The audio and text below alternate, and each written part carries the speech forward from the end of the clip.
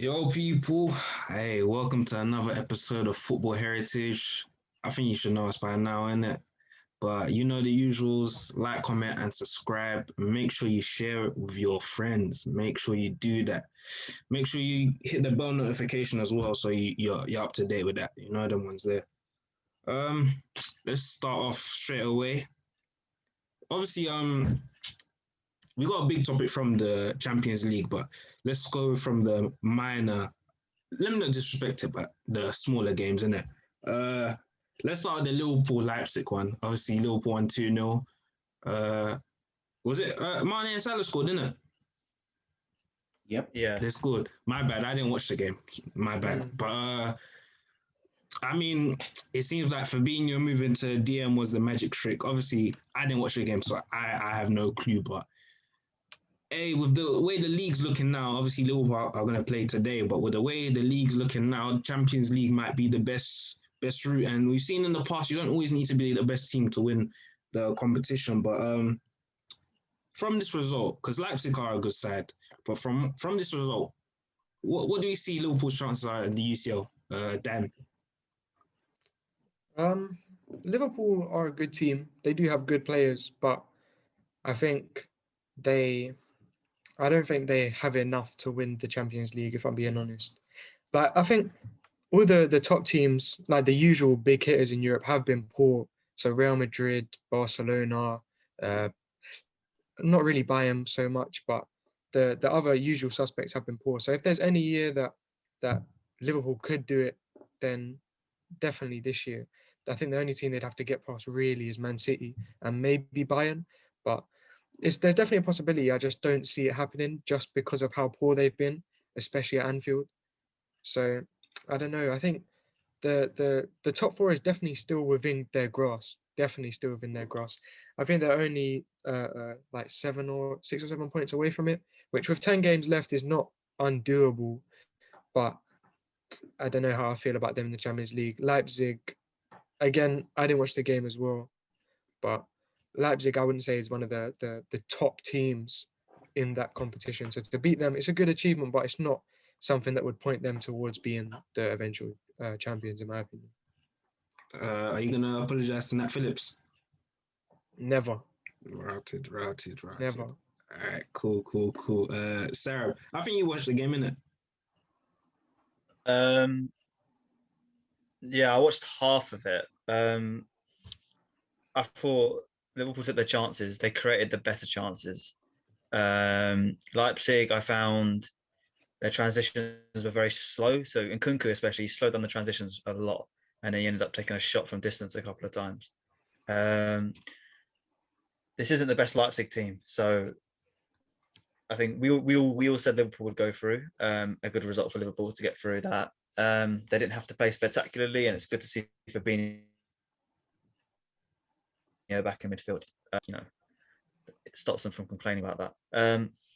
If they can win it, I don't think they're going to win it. I feel like Klopp needs to sort of. He's thinking, okay, the league.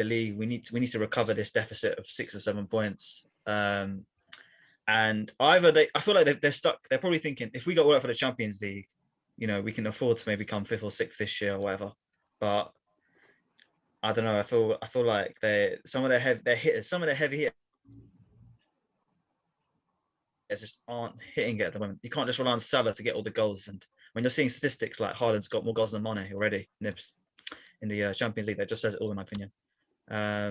But as they get players back, we'll see how they finish towards the end of the season. And maybe the Champions League not being at Anfield for the next maybe month or two might help them out. Maybe playing home games away, but we'll see what happens.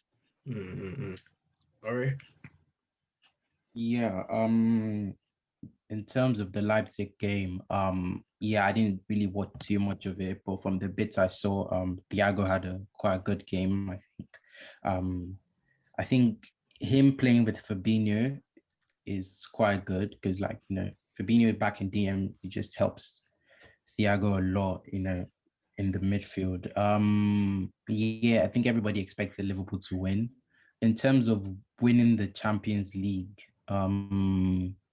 before the Leipzig game, I said it is a possibility. And I actually think the only team that Pep is probably dreading of to face is probably Liverpool.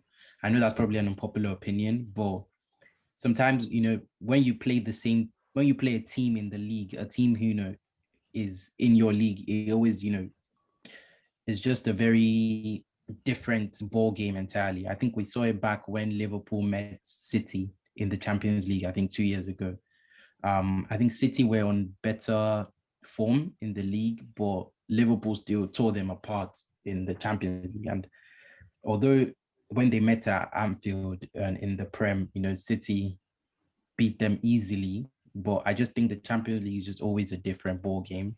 So I actually do see them possibly winning the Champions League, especially considering their league form. It's something they'll try and go out all for. But with the Champions League, you can never really tell. It's just to me, I just see it as a game of chance, really. But I guess we just have to see. Yeah.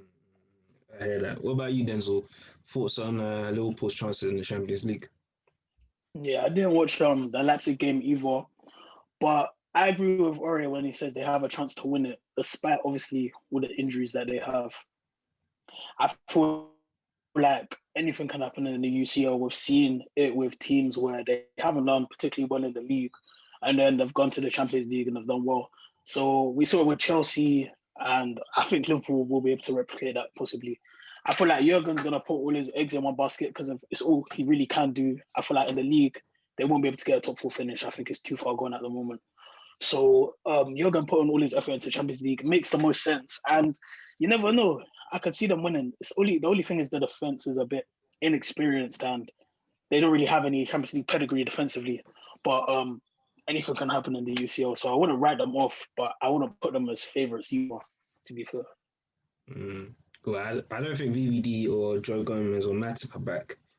Is Matip back? Matip might be coming back. They're all out for till the end of the season. They're all out, yeah. So defensively, it's a big worry for them. Yeah, because when they go up against, the top strikers and forwards in the Champions League, it's going to be... Nat Phillips is Kalas. That's a bit mad, 3 of your best... He's just a younger version of Craig Dawson. What the hell? Don't disrespect Craig Dawson. Yeah, 3 centre-backs is a lot, man. It really is. The main centre-backs in the team. That's mad. Moving on, the next game we're going to look at was Dortmund and Sevilla. Haaland, young man in charge, he's doing his thing. Obviously, we'll get onto him a bit later on as well. Me and Dan, we need to apologize to on Siri. I'm sorry. We said he was shit, but he's doing his thing. Them ones there. But what's our thoughts on what Dortmund can do? I feel like they're just gonna get knocked out next round. In all honesty, defensively they're not strong enough. They just don't have the pedigree to do anything really, in my opinion. But yeah, Ori, what's your thoughts on Dortmund? Yeah, Dortmund have never really been. I mean, they have been, but recently they haven't really been too over ambitious, especially in Europe. I think the way the squad is built, they just, get young quality players, raise the value, sell them. They've never really looked to retain players and, try and work towards something like winning the Champions League. I think recently the closest they came was, I think against Bayern, 2013 final, And, they had Lewandowski and top players then. That was probably one of the best Dortmund sides. You know what's mad about that you're saying, yeah? Sorry to cut you off. Götze left. I remember Götze I think he was injured that final, but they confirmed that he was leaving. So, bro, they've just been on this thing for a time, man. But yeah, carry on. They haven't really been, it's quite funny when you think about it compared to England. Because imagine someone selling imagine City selling Aguero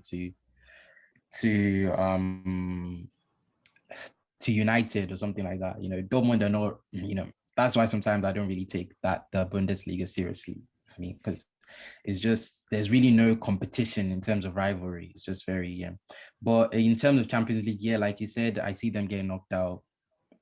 Whoever they face, I don't think they can, unless, they get someone who's Porto. I still feel like Porto will take them out, even though Porto are probably the, weakest side in the quarterfinals so far. But yeah, I just defensively, like you said, they're quite awful. They'll get the goals, so you can never really tell. It's just about who outscores who. Because I think the aggregate for the Sevilla game was, what was it again? It was 6. Let me check. It's 5. 5-4, I think. 5-4, exactly. So 5-4. Dortmund just play a game of who can outscore who, because their defense is, it's not up to par. So in terms of that, if they come across a quality side, yeah, I see them. 5-4, yeah. I see them getting knocked out easily. And yeah, and in the league as well, they aren't also really, performing per se. They are in the top 4 right now. I'm not sure. But so another team that could probably be trying to look to win the Champions League to get in it, but I think that's very unlikely for Dortmund. But like Denzel said, anything can happen, so wouldn't want to completely write them off. But yeah, I'm not seeing them going further than the quarterfinals. You're Sarah.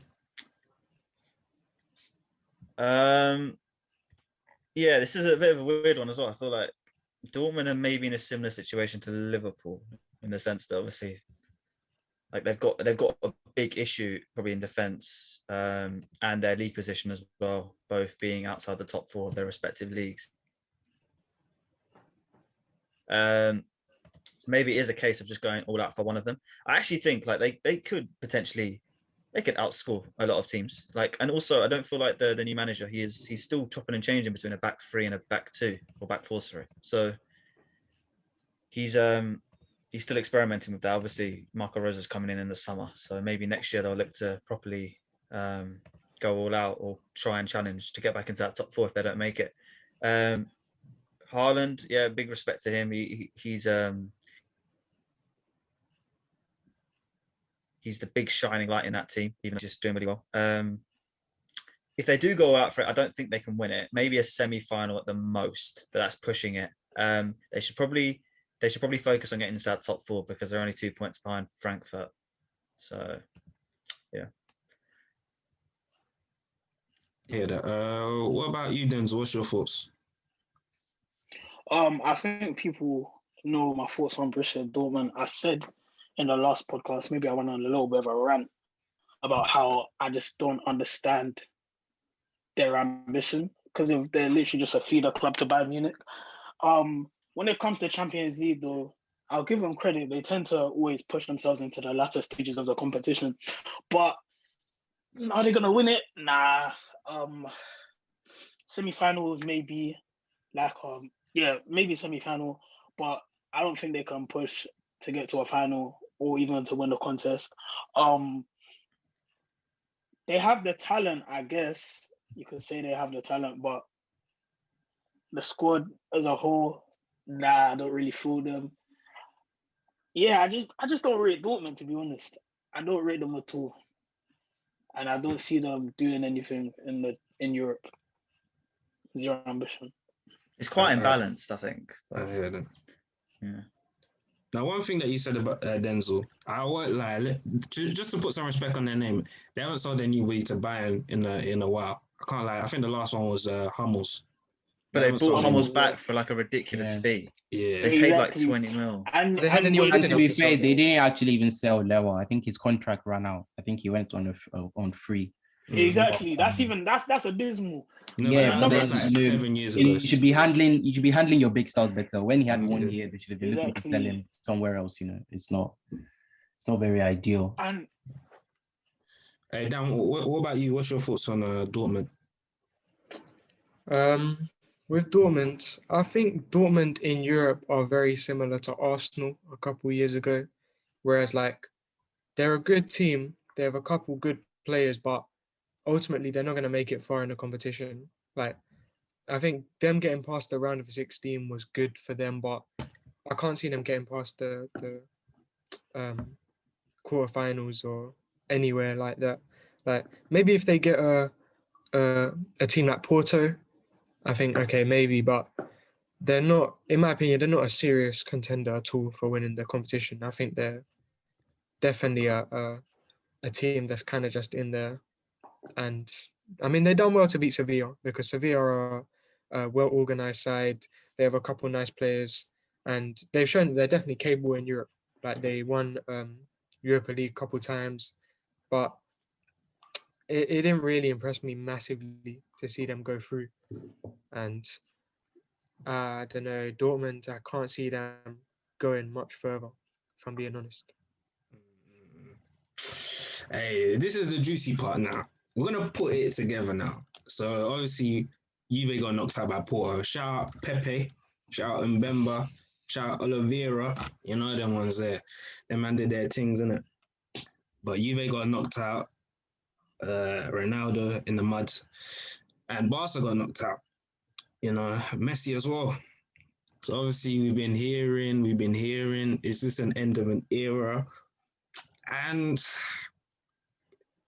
if we're being honest, I do agree it is an end of an era. Now, it's not an end of an era of Messi and Ronaldo finish at the top level. They're still capable.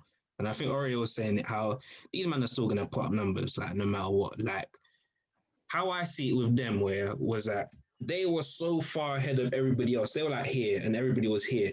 But as they're decreasing, everybody's just starting to catch up now. But it is not a thing of where they're all the way down here and people are up there.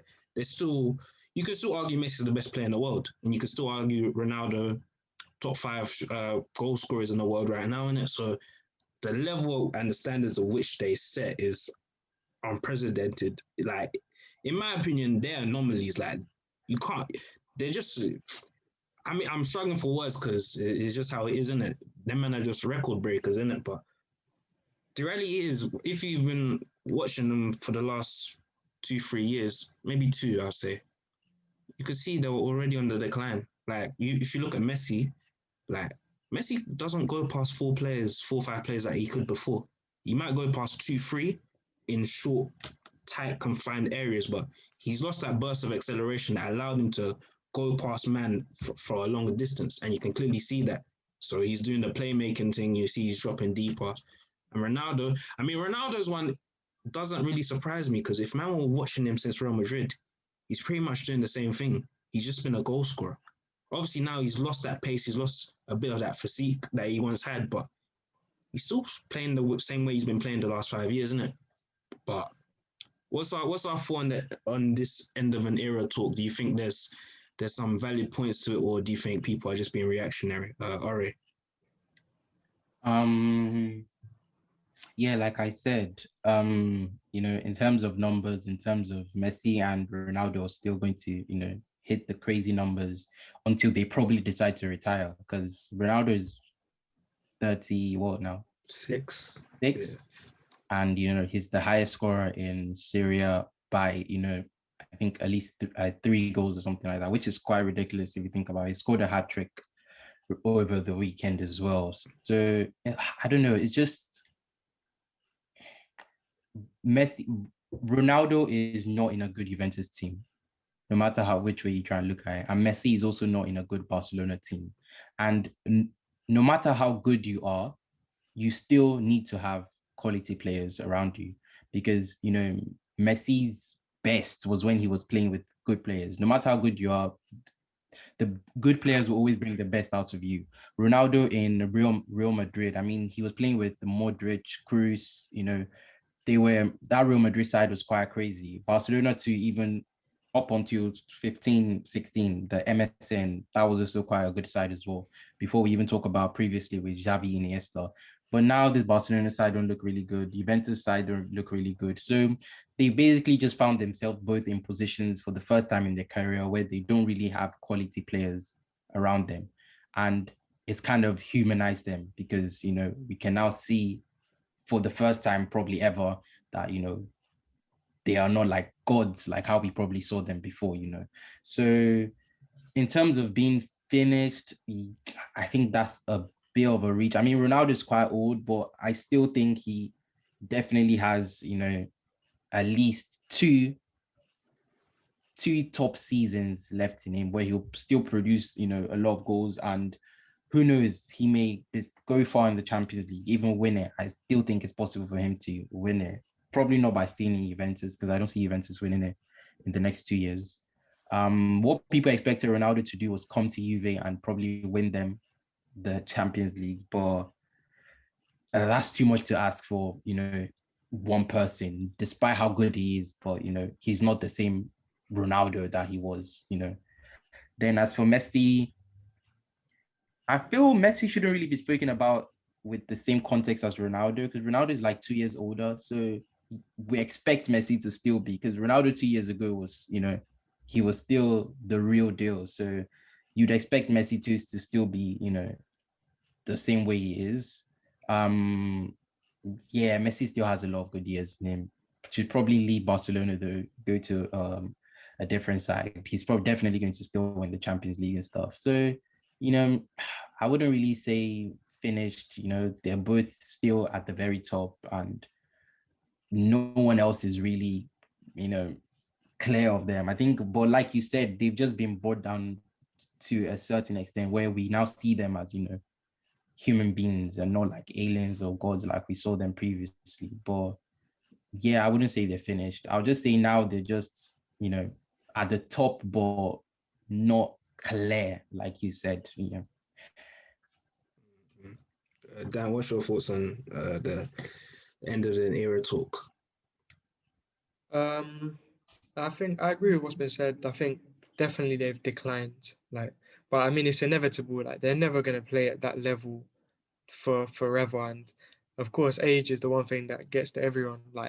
It was inevitable that Messi and Ronaldo was eventually gonna get worse. But they're still world-class players. And for people to rub them out the way they have been, I don't like that. And for people to kind of make out that they're not good anymore and stuff like that, I think we're very inaccurate. Both of them are still the top scorer in both of their leagues. They're still very, very good players. And I feel like a lot of this end of an era talk is for two reasons. Because number one, I think people are trying to force that new era Mbappe Haaland thing, which I don't like as a comparison. And we'll get onto that one. We'll get onto that. But anyway, I don't like that as a comparison. I think it's a bit premature anyway. But I think the other reason is because in the past few years, both of them have been embarrassed multiple times in the Champions League. Messi and Barcelona got embarrassed this year. They got embarrassed by Bayern last year. They got embarrassed by Liverpool the year before, and they got embarrassed by Roma the year before that. And Ronaldo got embarrassed by Porto this year. He got embarrassed by Lyon last year. I think the year before that it was Ajax who beat them. So both of them have had very, very telling losses on the big stage, which does a lot to I don't want to say their legacy, but their current reputation, how people view them right now. And obviously, because let's be honest, the majority of people don't watch them week in, week out. People only really tune into the Champions League. So when you're losing 8-2 to Bayern, and you're losing to a Porto team with a 38-year-old Pepe, and you're losing to Lyon and the likes of these teams that are embarrassing you, it's not good. And that's why I think people are trying to kind of force that end of an era talk to kind of rub them out. But they're still very high quality players, and they should still be respected more than they are. Mm-hmm. What about you, Denzel? What's your thoughts? I wouldn't go as far as to say that they're finished. I just think it's more so that they've come back down to earth, because of the past decade or so, they've been in a completely different stratosphere. No one was ever touching Messi and Ronaldo when it came to numbers, performances, accolades, trophies, etc., etc. They were in a completely different space. But now, in the past couple of years, it's like they've come back down to earth. They've come back down to the level in which everyone else is at. Well, the best. They've come back to the level of the best of the rest, if that makes sense. Yeah. I don't think you can say they're finished, but you can definitely say it's the end of an era. They're not in their primes anymore. We can see that they're under decline at the moment. The thing that I question is what now for both of them, because I feel like they both need moves. And I was looking at, there was some talk from Fabrizio Romano. I don't know whether it's accurate or not, but people are saying that Ronaldo might go back to Real Madrid. I don't want that to happen. I think that's very boring.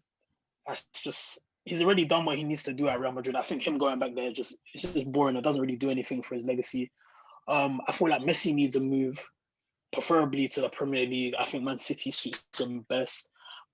But I feel like they just need rejuvenation, because they're both in positions where, like Josh was saying, they're both in teams that like Ori was saying, even they're both in teams where they're not surrounded by good pieces. So I feel like if you put them in better teams, we'll see a rise again in their performances. But yeah, like Dan was saying as well, people don't watch him week in, week out. We know Ronaldo bagged a hat trick. But people are just looking at Champions League football. That's what we judge them on. That's what the world judges them on, because the world's always watching Champions League football. Not everyone's watching Serie A or La Liga week in, week out.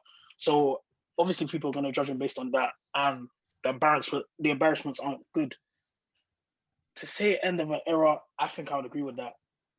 But they need to enter a new phase in which they play for different clubs, and hopefully it can rejuvenate them. But yeah, that's all I have to say about that. Yeah, Sarah. Yeah, I think a lot of everything that's been said is good, because it sort of encapsulates all the different angles from both the team wise, the footballing wise, individuals. But maybe if we look at it a bit differently, like, so both teams, Juventus and Barca, are going through like different like financial situations and also sort of footballing situations, because Pirlo's come in, they had Sarri for a year, and it was an era of Allegri leaving, and that sort of like that style of football completely changing, and they brought Ronaldo in to sort of be that final piece to ensure they continue to dominate, which maybe this year isn't going to happen in the league anyway. And as with Barcelona as well, the financial situation has just gone rock bottom. Like, they literally don't have any money. You can tell from the squad and the players around him, he's not enjoying it. Obviously, Laporta's come back in as their president. Maybe that's a sign that he might sign a new deal. As with Ronaldo, all these talks about Real Madrid, I don't think they're going to happen at all. It's just not going to happen. But like, to say that they're not the top, I think because Ronaldo is a couple years older, his decline is more evident to see because of the way he plays. But they're still top 5 players in the world. Messi's still probably the number 1 player in the world. If we think about it logically and look at the way he plays, he's still the number 1 contributor to goals, assists, key passes, everything. And we got the Champions League. We've obviously got the big upset thing as well that Dan mentioned about the embarrassment. It's not even just that. Like, everyone makes the big deal that Messi hasn't done it in any tournaments. And Ronaldo hasn't done it in the Champions League since he's been left Madrid. They probably do both need to leave, because then we might see Messi really, really come to life again and enjoy his football. Because at the moment, it just looks like he doesn't enjoy his football, if we're being honest. And this new debate about Haaland and Mbappe is just so silly. How many times over the years have we seen two players be compared? Don't worry, we'll get onto that. No, but it's ridiculous. And then you see people comparing completely different players to Ronaldo and Messi. Like, you see like Lewandowski and Bruno Fernandes, and you just see random stuff like that. Bruno? Yeah, I've seen it happen. People's, but let's not. Back to Messi. I think Barcelona played today, and I think if they win, they go 4 points behind Atletico. So yeah, winning the title would be something really, especially this season, because they've looked like a very poor side. So winning the league would be quite huge for Messi and Koeman as well, and the whole Barcelona side. But then when Sarah was saying Messi is still the number 1 player in the world, I saw Denzel making a few. Really? I'm not 100% sold. I feel like people just say that because it's the safest thing to say. Like, who do you think is the best player in the world? Thing to say. That's the thing. I would have to think about that more deeply. But Yeah, I feel like just I agree with him, because Messi's declined quite a bit. If we're going, the thing is, to say people just say Messi. The thing is, if we're looking season by season, if we're looking season by season, then it's probably not, because has Messi been the best player this season? Probably not. So is he at the moment? Is he the best player in the world? No, but then I think we're talking about best. We're talking about like overall. I think we're talking about best. Last season was he? Last season, man got 25 goals and 25 assists. This guy's was still he the best player in ridiculous. the world last The issue is here because we're using numbers. We're using numbers. We're using numbers because of Ronaldo and Messi. No, I watched Barca as well. His performances, aside from numbers, good. There's still aside from numbers, he's still the number 1. Yeah, he's scoring goals and he's creating goals. He's always been. Wait, Dan, what are you gonna say? There's an attacker's bias, because if we're being honest, Van Dijk definitely has to be in that conversation. He does. Van Dijk definitely. That season, His injuries. That That's season the that only Liverpool reason. won The UCL. attackers' bias is crazy. Like, Yeah, it is. when was the last time a 100% agree with defender you. won Ballon d'Or? Cannavaro, wasn't it? Yeah. More than 10 years ago. And that was only because he won the World Cup they gave it to him. Yeah, They didn't even look at his There's two accolades. people, not just. Dan, I totally agree with what you're defenders. saying. I Yeah. totally agree with what you're saying. Van Goalkeepers Dijk as well. should be in the conversation, but it's just because of the injuries this season that he's missing it. That's why Yeah. he's not. For me, But that's, I think- but I know the majority probably wouldn't agree with us. So yeah. Wait, can I just quickly, in fact, or you're going to say something? Yeah, I was Sorry. saying just not defenders, goalkeepers as well, because I think Neuer should have won it in that 2014 year for sure. Neuer. Yeah, even there's no parallel. even this the treble. You could argue Neuer was their most Could argue because Neuer he came as well, clutch 'cause in the He final. was really Yeah. good. Yeah, He came He clutch in the improved. final. He was made probably some their big most saves. improved player. Yeah. Yeah. Yeah, Then can I just quickly say, I feel like the season in which Liverpool won the Champions League, I think Virgil van Dijk was the best player in the world at He that was. time. He was. But I there's remember. this weird bias where they Wait. don't give it to defenders. Like he was I better just- than Messi that year. Mhm. No, 100%. I'm not sure because Messi that year was incredible. I can't lie. So was Van Dijk, though. Messi Who was was Van quite Dijk? good. And he Yeah. won Yeah. the Van Dijk. Playing off the UCL. title, and they won the Champions League, and Van Dijk was To be incredible. honest, because those Nobody two came could first get and past second. Virgil van Dijk. No. There was a those stage, two were I think first he and went a second, so I year think before that's he was fair. dribbled past. No, I but think that so. stat is flawed. Exactly. That stat is That's that flawed. flawed. Okay, But you can say it's that- flawed, that but he was aside, he that was aside, he was So better that than pure aside. Messi that attacking year. stats, though. That aside, it was close.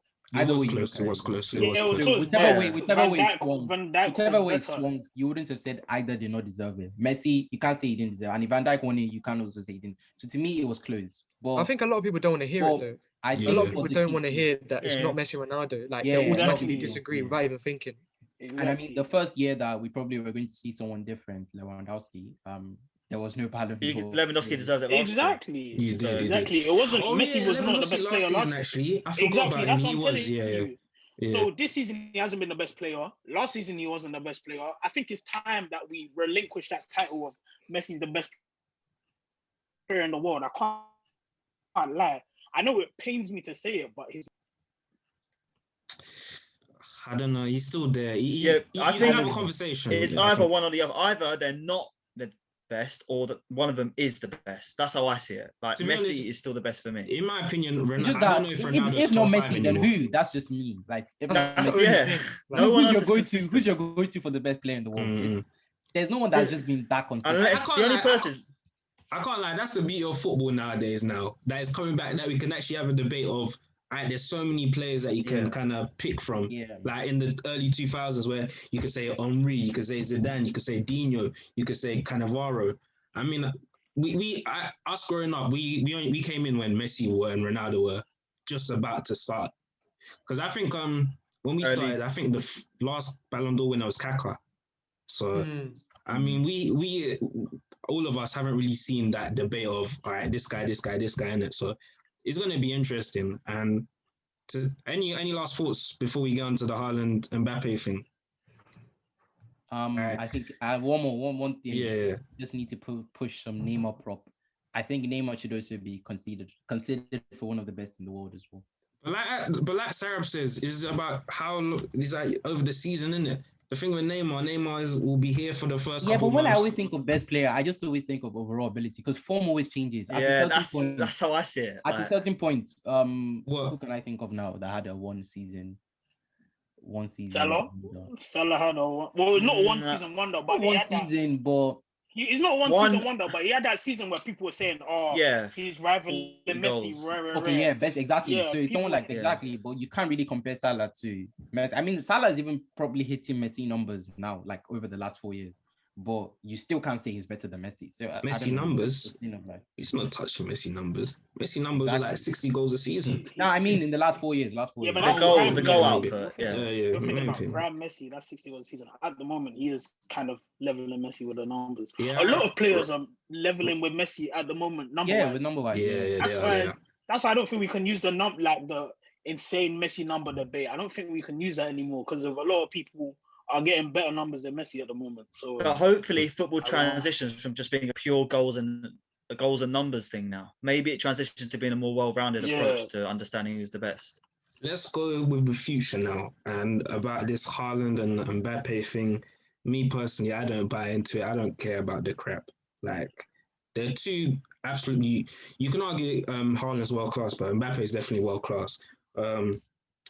Obviously, they're two fantastic players, but I'm not even buying into the idea that these two are going to be clear of everybody else. I'm not sure about that, because João Felix, Sancho, I don't know. I feel like might be a very balanced generation. I think people are just trying to use the past measurements and kind of force it to this parameter of this generation of there has to be two, when in reality there can be many, them ones there.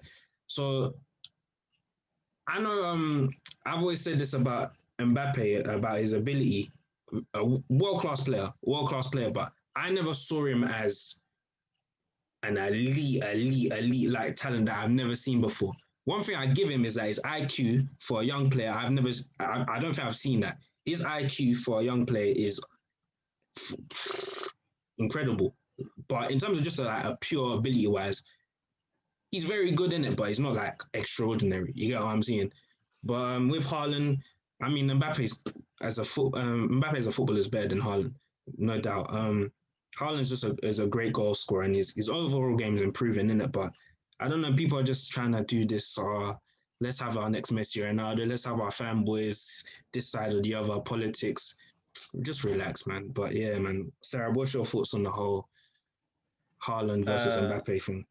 I'm going to keep it short because they're way too young for me to even be giving an opinion. I think maybe at the end of this year, we'll definitely get an idea of what's going to happen because, again, it's very similar to Ronaldo and Messi where like there's one player who's like really good at goal scoring, one who's got better overall game.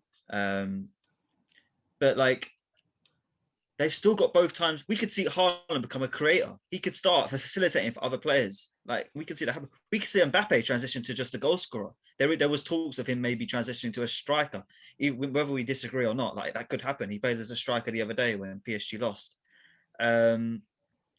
If any of them win the Ballon d'Or within the next 2 years, we'll probably see that start to come into fruition of those two. But like we said, like the numbers are leveling off and numbers are going to become more spread out. Sancho, João Felix, like you said.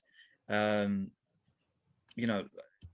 want to see a generation of ballers where it's not just about goals and assists. It's going to be about overall game and impact for that team.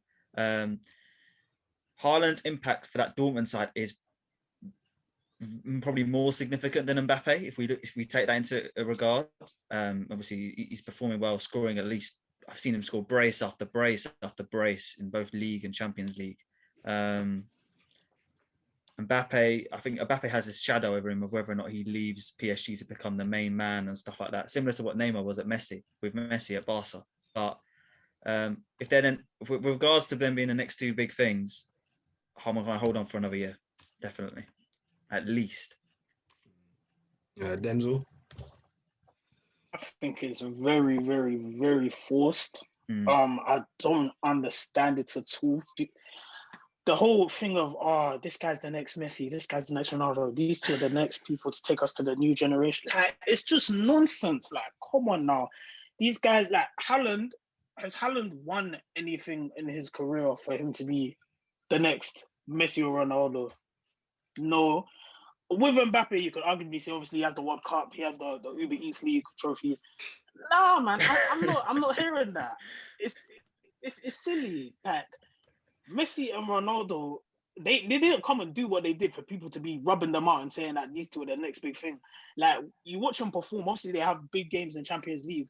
People have big games in Champions League. Like, just because they're young and they're playing well on the big stage doesn't mean we just slap, the new Messi, the new Ronaldo, that's the new rivalry. And another thing is, they're not even at the clubs in which they're going to be in like the next 5 years. Like, in the next 5 years, do we see Mbappe at PSG? No. In the next 5 years, do we see Haaland at Borussia Dortmund? No, not really. I just think everything's a bit premature and they're not, like Josh was saying, they're not clear of everybody else. So I don't understand this Mbappe-Haaland thing. It doesn't make sense to me. I think people are just, like Josh said again, forcing this narrative because of before we had the Ronaldo fanboys and the Messi fanboys and they come together, they play against each other. Who's going to be the best? Nah, I'm not hearing it. I think it's forced. Dan, what's your thoughts?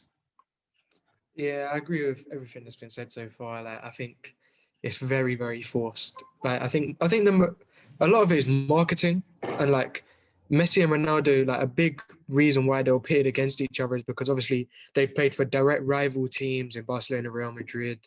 They were signed to direct rival companies in Nike and Adidas, and their careers were kind of like when they were at the peak of their powers, they kind of were playing against each other on a regular basis. So that was it was a fair comparison to make and a fair they were. It was good to compare, but Haaland and Mbappe, number one, is very, very premature, because neither of them have really.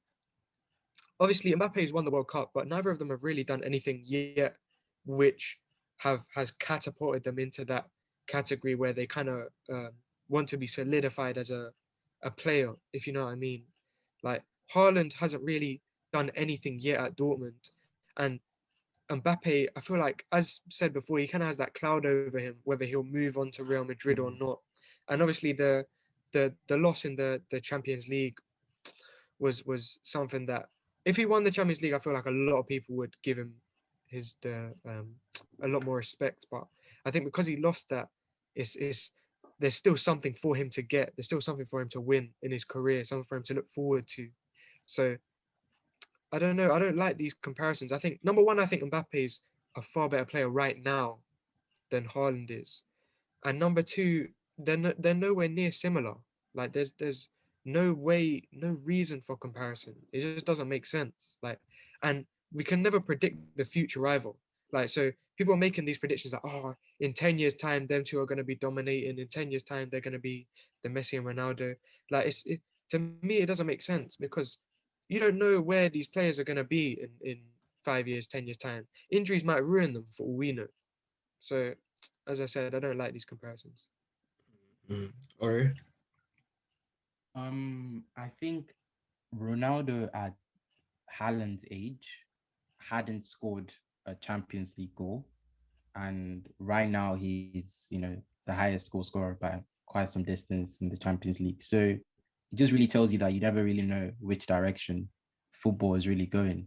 In the next 10 years, things will look completely different from how people predict it. So the whole Haaland Mbappe thing is just, like Dan said, it's really premature because a lot of people forcing it.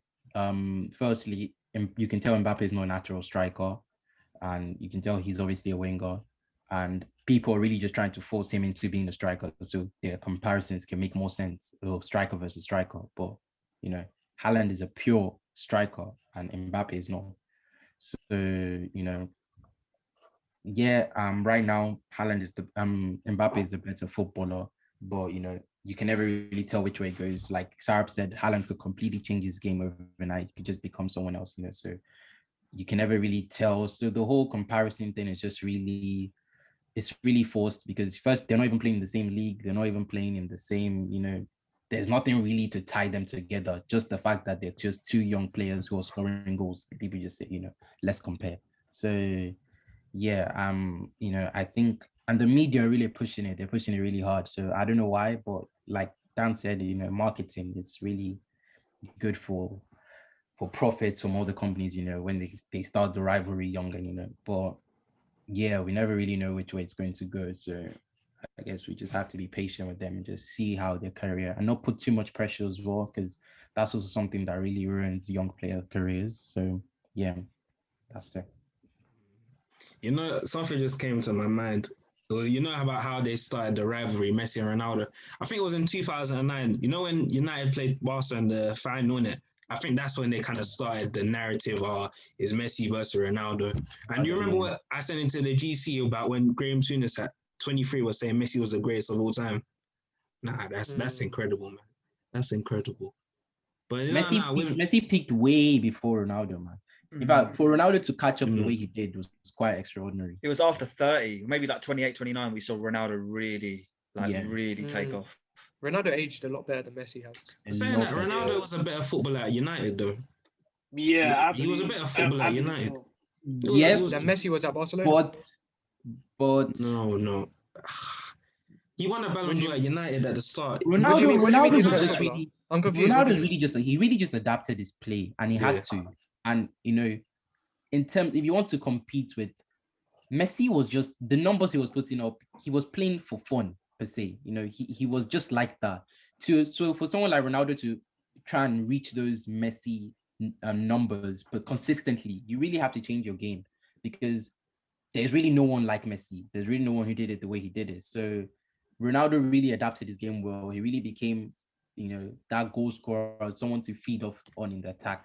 You know, someone for people to feed off on him in the attack, like Benzema and him. You know, the link-up play was quite good, and he really just became that. You know, he found his role. He found his role in that front three. At United, he was even really now at Juve, he's kind of changed his game again. Now he's really just a striker. Poacher. He's a poacher. Yeah, striker poacher. Yeah. So he always, that's what I like about him. He always knows how to, you know, find. I mean, look at Morata's output. Morata's improved. Can I just say quickly? One thing I noticed is I don't think Ronaldo did particularly well in his first season in Madrid, in comparison. No, he didn't. He didn't. Last season, no. He didn't really do that well. So, no. If we look at it numbers wise, he didn't. But I can't remember his performances actually. I can't remember. But I remember. I don't know whether this is right. I know he had that 31 goal season in United. Then he went Madrid after. I knew this guy was unstoppable, bro. He was like, bro. Yeah, he was a machine, cuz. Let's move on to the Premier League, North London derby. Big up Arsenal, you know. Came back from 1-0 down to win 2-1.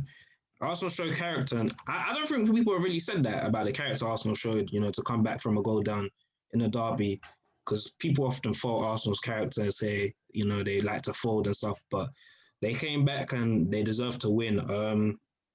But to like look at it in totality now, we're going to look at Arteta in just specifically in terms of like what is acceptable for Arteta. And I should have screenshotted what Dan sent me about there was a poll of Arsenal fans saying what was acceptable for Arteta, would he stay on? And a majority of people said if he came 10th and didn't win a trophy, that he should still continue. I think it was like 75% or something like that. And about 35,000 people.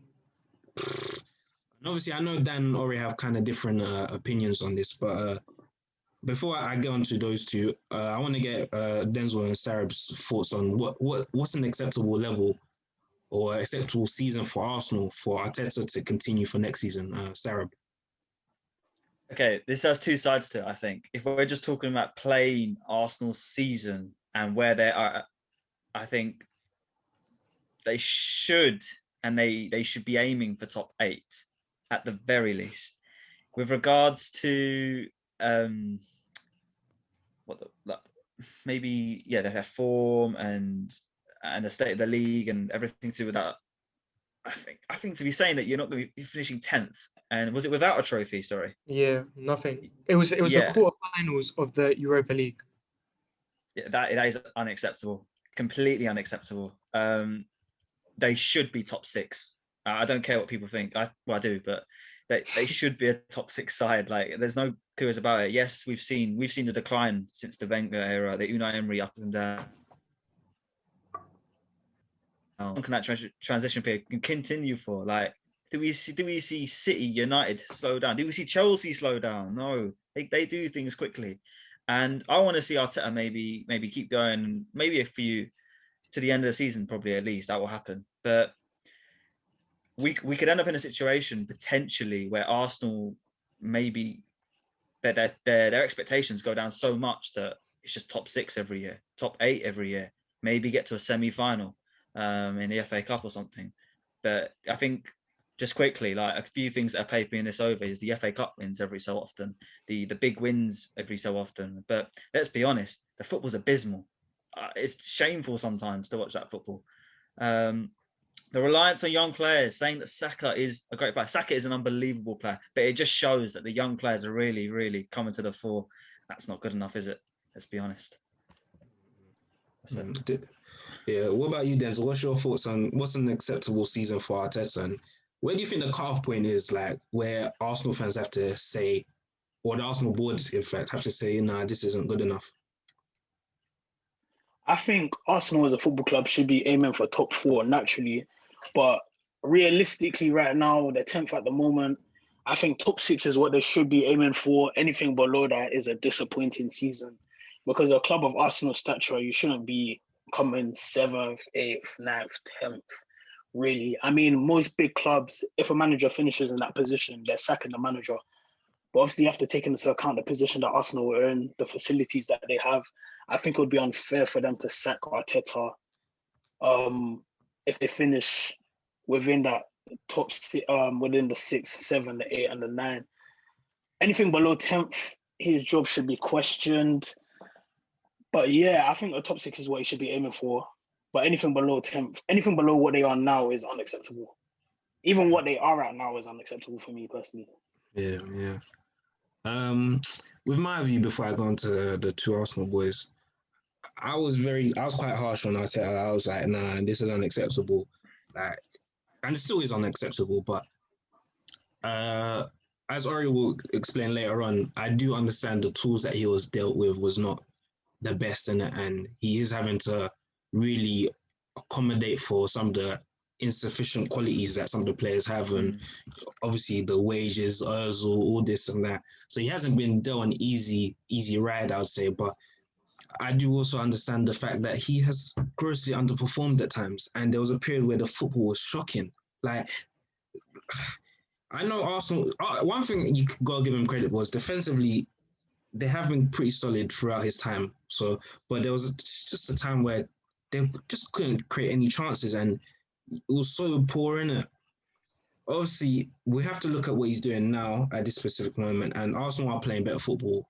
You know, the fluidity of especially like Smith Rowe, Odegaard, and Saka, and even Pepe now is starting to perform. Willian's starting to get a couple numbers here, and Aubameyang as well. So you're seeing there is some sort of movement. I'm not saying it's progression. That's not enough to say progression, but there is movement. You can say somewhat in the right direction. So I'll say, let's see what he does at the end of the season to really assess it. But really and truly, he probably does deserve one more season.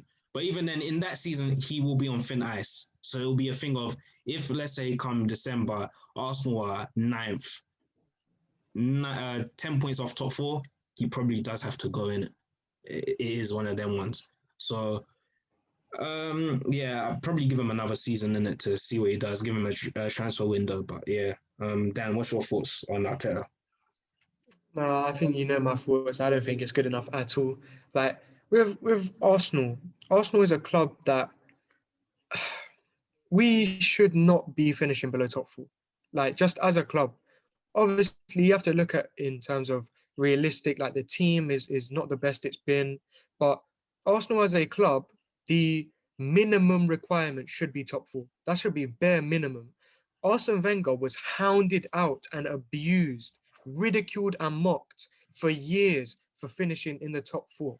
And now the same fans that harassed, ridiculed and mocked a club legend are allowing someone who's got no experience, someone who's not shown that they're capable of the job, someone who probably wouldn't get another job in the top 10 clubs if he wasn't at Arsenal. They're allowing him to finish 10th. We're out of the FA Cup. We scraped by a very, very poor Benfica team in the Europa League. And I'm going to go out and say this now. We don't have enough quality to win the Europa League. We're not going to win it. So Arsenal fans that are hopeful for it, I want to win it, but we're not going to. There's too many teams that are better than us. Right now, I know we beat Spurs this weekend, and we'll probably go on to speak about that game, but over a 2-leg tie against Mourinho in Europe, I'm not confident. Against United in Europe, I'm not confident over a 2-leg side. Even if United go out and we get someone like Milan played very well against United, and they were missing a lot of key players. I'm not confident against them either. Like, Mikel Arteta has not proved for any reason why he should have this job. Like, I don't understand how he has people supporting him when we're 10th. And a lot of people make the excuse, he's not been given the creative player that he needed for this team, and the team's very poor. But if we look at teams like Leeds don't have a number 10 who's a very creative player, but they create loads of chances. And if we look at a team like West Ham, no disrespect to West Ham, but if we compare player to player, they don't have the strongest team in the league, but they're up challenging for top 4. So I don't think it's an excuse really when you look at the team. Like, he's got some quality players in that team, some quality players. Tierney is a very good player. Leno is a very good player. Gabriel, Partey, Saka, Aubameyang. Pepe, Odegaard. These are all very good players, and we're 10th. Now, admittedly, the league is a bit of a it's a bit worse than it looks a bit worse than it is, because we're only 2 points behind Liverpool. We're 5 points off top six, which coming into the last 10 games of the season, I'd expect us to go up the league, considering we don't really have that many hard games left. But the fact that at one point we were fighting relegation is unacceptable. Unacceptable. He, in my opinion, if he does not win the Europa League this season, which I don't think he will, he should be sacked. Ori, what's your thoughts on what's been said and Arteta? Yeah, I feel like I'm not really like against the fans that are saying he should be sacked, because I obviously see from their point of view, it's not a good look sitting 10th in the Premier League with only a few games left to go. And yeah, we don't look convincing enough to win the Europa League. But I'll say my reasons for kind of still seeing Arteta as the man to take us to where we want to be is because, like Josh has said, defensively we've improved, but also in terms of structure, because when he came in, we were using three at the back, and he was just trying to get into shape and try and fill out the squad. And like how we moved to 4-3-3, but then we didn't sign the players we kind of needed. And I know a lot of people wanted us to just go out and splash out on, players similar to what Chelsea did. But I just felt like it wasn't what we got. Partey, we got Gabriel. Those are probably the only two first name people we got into the team. And if you look at our whole squad, we probably needed a lot more last summer. In terms of okay, let me just use Dan's points. In terms of Wenger and his title, there were seasons where Wenger should have won the league when towards the end of his time at Arsenal. I think it was 2015, the Leicester season. The Leicester season, yeah. We should have won the Leicester season, and we should have won the 13, but Spurs could argue the exact same thing. We should have won the 13-14 season, I think, where Ramsey was quite good. But I think we're top of the table in January, and we completely just fell apart. So that was due to injuries, though.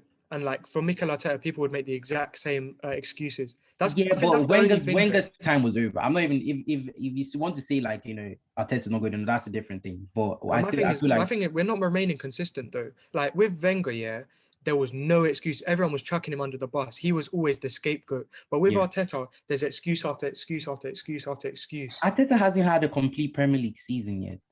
I feel like Wenger was there for too long. That's why we just got tired. It was the same thing over and over again.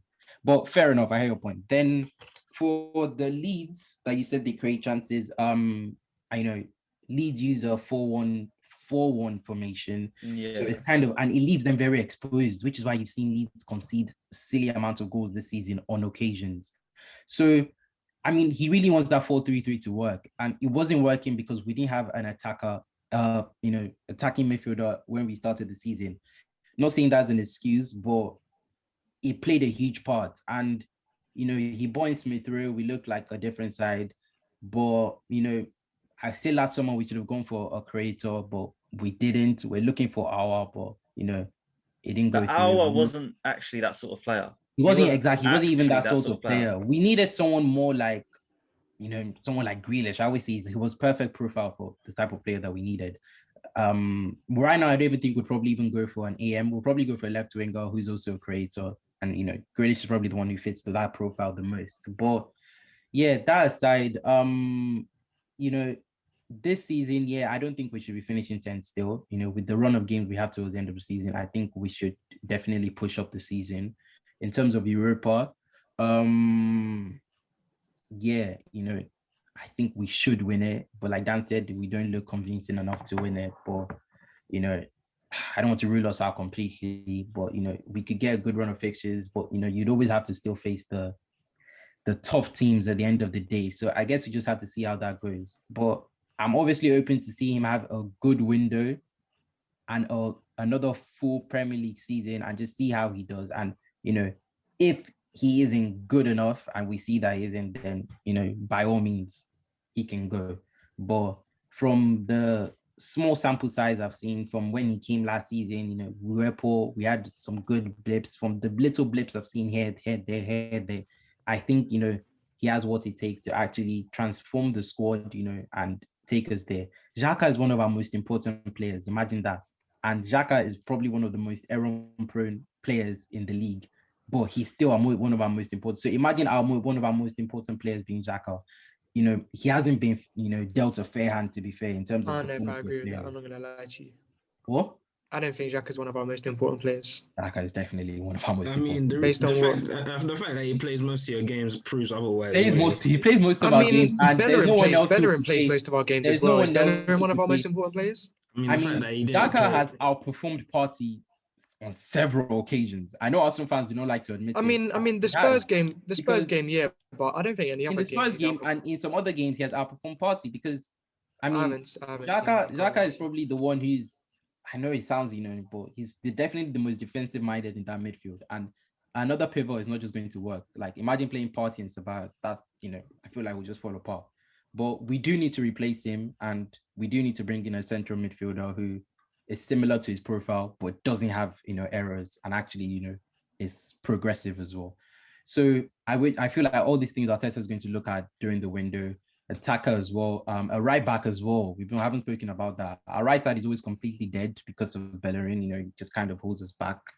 Because imagine how much work Tierney's doing on that left side. Imagine if we could replicate it on the right side. So all these errors. I feel like if our team was good, like very good, and we were 10th, I'll be like, okay, he's not good enough. But the errors, too many errors, too many, holes, there's just too many things wrong with our team, which is why this window I really want to see the type of players he gets, everything. If come the next season he isn't doing well enough, then like I said, by all means. Is he going to get back to now? I feel like this window he will get back. I know I don't want to be optimistic because it's an Arsenal. I've been an Arsenal fan, it kills you, but I feel like we'll do a good window. We'll really do a good window. No, let me tell you what's gonna happen, bruv. We're gonna go into the window and get Jorginho and get someone else. Firstly, the gaps in our team are so obvious that they're definitely players we need to, like a right back, like as well. Bellerin is leaving, so we definitely have to get right back. Some things are just so obvious. Odegaard is on loan, so if Odegaard doesn't stay, we'll definitely have to get an attacking midfielder. If it's things like Lacazette's probably going to leave. You need a striker, centre mid, no, but like I think the thing with Arsenal. A lot of players are going to be let go, so we'd have to replace them, which is why I feel like no matter what way you look at it, we're going to have a good window. I mean, our team's not. Dan, last words before we move on, innit? I think our team is not a team that's 10th in the league. Like I think we're our team player for player. I would say our team's better than West Ham. I would say our team's better than Villa. Yeah. I would say our team's better than Everton. So we're underperforming under Arteta. And me personally, I've not seen anything that, because in my opinion, as a manager, you need to especially at Arsenal, you need to prove that you are capable of taking this club forward and capable of being managing at this standard. And he hasn't showed me anything. He's underperformed. He got knocked out of the FA Cup, and he's not going to win the Europa League. Like I don't see where he's afforded another year. You need to earn another year. Frank Lampard wasn't even given a full season. Lampard was expected to win the league. I'm not sure about expected, but Lampard got backed. That's the difference. Lampard got seriously backed. Yeah, he got exactly. But Lampard didn't do as far as Arteta. Maybe challenge. I just got one quick point. I feel like the only reason why Arteta has a job is because of potential. I feel like you're just keeping him on based on what you think he could potentially do rather than his actual performances. That's one thing that I want to point out, and I don't think that's necessarily right. 100%. Yeah, I do hear that. We've spoken a lot about Arsenal. Any quick thoughts on the game? Really, just anything that we notice quickly on the game. North London derby. Yeah. Mourinho's a terrorist. I mean, this is the things that he does anyway. Like he always parks the bus in his big team. I don't know why that's a big thing. Like he's been doing. No, it for but years. it's like, but can I like it's not working. Like you've done it for how many years? It doesn't. Or sometimes it's hit and miss. But you come into the North London derby and you're just like, parking the bus from the get go. Bro, Normally, and he's trying. I don't understand this. He's been doing this for years. What's all this? Yeah, like, but that why is doesn't he make it doing right. Why weren't you complaining Just before? you've been doing something. People have been complaining for years now that Mourinho's been Especially playing this United terrorist fans. football. United fans ran him out Exactly. for doing I had that. to enjoy it. It was made a big deal, Right? right? United. You're playing park the bus football, and you've lost your job in like how many different clubs because you're playing park the bus football, and you're not getting results out of it, and you're not even beating the small teams as well when you're playing them too. So you're playing negative football and you're not getting results. Obviously, people are going to be annoyed, and you've lost your job how many times, and you're still doing the same thing. Like he needs to start adapting. It's ridiculous. I'm not sure about that one still. That's you could argue at Madrid he was a bit more progressive, but he was only. I think some of the players let him down. Some of the players let him down today. The North London derby. Do Spurs But I have think- a top? Did Spurs have a top 14? Yeah, Yes. 100%. Yes, 100%. Yes, They are You could underperforming. You could even argue that his do they team. have a top 4 attack? But overall Their team, squad they is have a top top four. four. Their team is a top 4 team. Yeah. I'm telling you now, Mourinho has a better squad at Tottenham than he did at United. I'm telling you now. So Yes, in order to Maybe. see his style of play, I he has agree, a better yeah. team Probably, at Tottenham probably. than he did at United, and it's still Probably. doing the same thing. So But all I this think- moaning about people not backing him at United, fair enough they didn't back him, but he's been backed by Levy. Levy's given him some decent signings. He gave him what he wanted, and he's still not getting results. So you have to look at Mourinho and say, what's And the players let him down in the North London derby, though. Like, I think Doherty was horrible. I think the two players that I wanted to bring up that everyone's been overhyping. Well, I don't want to say overhyping, but they've been speaking about so much as if they're world-class players and they're fantastic and this and that is Ndombele and Højbjerg. Them two were anonymous. Ndombele can never finish 90 minutes. Never. Ndombele reminds me a lot of Keita, Naby Keita at Liverpool. He seems to float around the pitch, play a nice looking couple passes and then get taken off after an hour because he can't last. And Højbjerg yesterday, all he done was foul and give the ball away. And I think him especially, he's had a couple bad games this year, and it's gone under the radar because there's been worse performers. But some of the shouts that I was seeing at the start of the season and some of the performances that them two, especially in midfield, have put out has been horrible. I hear that. Moving on, because I want to get Sarah's thoughts on this one. Obviously, his boy got sacked at Sheffield. It's a bit mad, you know, of all times. I mean, yeah, what's your thoughts? Because I know you don't have much time left. Yeah, just briefly, like it's just a weird, probably one of the strangest decisions we'll see all season. I think they're down and gone. Their season's been defined probably by 1 or 2 goals going against them every game. So they haven't been getting smashed. And I feel like as well, like he's implemented this culture around the club, Chris Wilder, and this James Heckingbottom, whoever his name is, the under 23s coach. He's got to come in, and he's sort of left in a sticky situation where like you can't change the style because it's so different to everybody else's with the overlapping centre backs and stuff. So you're just playing for pride. You've got an FA Cup tie against Chelsea next week, which you're probably not going to get anything out of.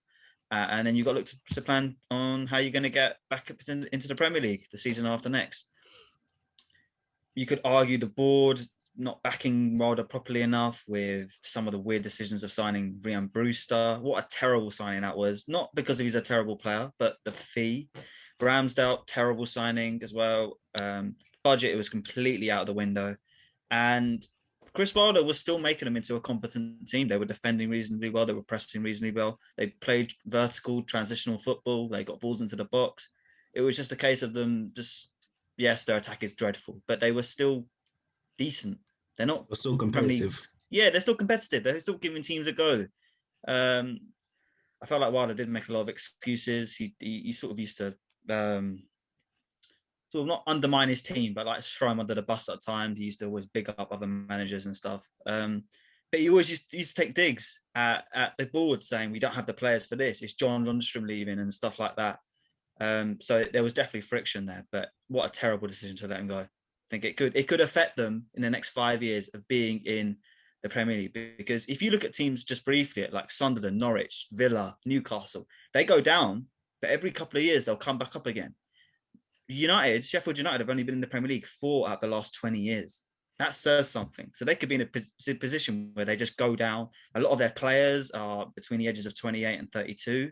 They've got some young players, don't get me wrong, but it could be curtains for them, potentially.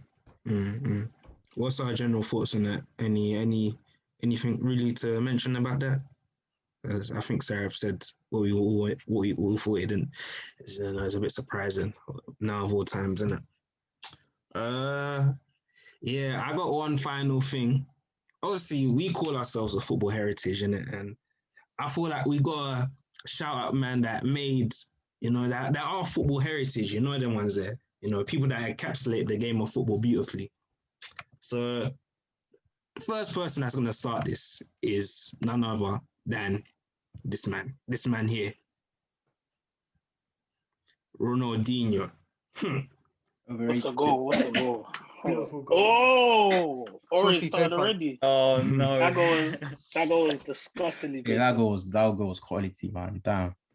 Bro, this guy, I don't think there'll ever be a guy that captures the hearts of the streets like this guy.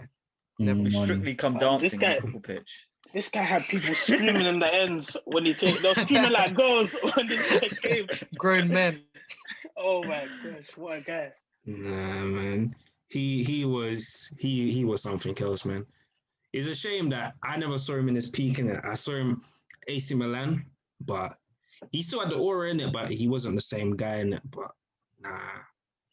You could argue we're not really ever gonna see a guy like that ever again in terms of a guy that really captures the hearts of everybody. Them ones. Like, I don't think he's like one of those players that no one has a bad words to say. Obviously, people might say, "Oh, he didn't have a long peak or anything," but you can't deny his peak. Like, his peak was insane. Like, but any thoughts on Dino? Because I know Ori has one crazy shout, but Ori's over. I know I heard Ori say overrated. To a certain extent, I understand where he's coming from because I feel like a lot of the generation that are older than us rate Ronaldinho very, very, very highly. Because I was having a conversation with my dad about the greatest players. This guy said Ronaldinho is the greatest player to kick that he's seen kick ball. And I was like, no, you can't be saying that. I was like, nah, Dad, you can't be saying that. He's like, no, I've never seen someone play football like Ronaldinho. I was like, okay, you can say he's the most entertaining, but that doesn't make him the greatest. But I feel like a lot of the entertainment factor people hold dearly to their hearts. And he's a fan favorite when it comes to that. But the overrated shouts, I kind of understand what Ori is saying to an extent, because maybe the entertainment blinded people into thinking he was greater than he was. I'm not sure. The thing is, at the end of the day, when we watch football, we all just want to be entertained. That's at the end of the day, that's the main reason we all watch football. And he was the best at doing that. So, it's kind of easy to just, fall into that. Because I remember, growing up watching Ronaldo, I was stunned. I used to be in shock, in awe, like how could he do stuff like that? So, I see why people overrate him. It's not something that's like, but I think overrated is a harsh word to say. I think maybe there's a sense of how would you say it? You put him on a pedestal because of what he means to you. But I don't think he was overrated.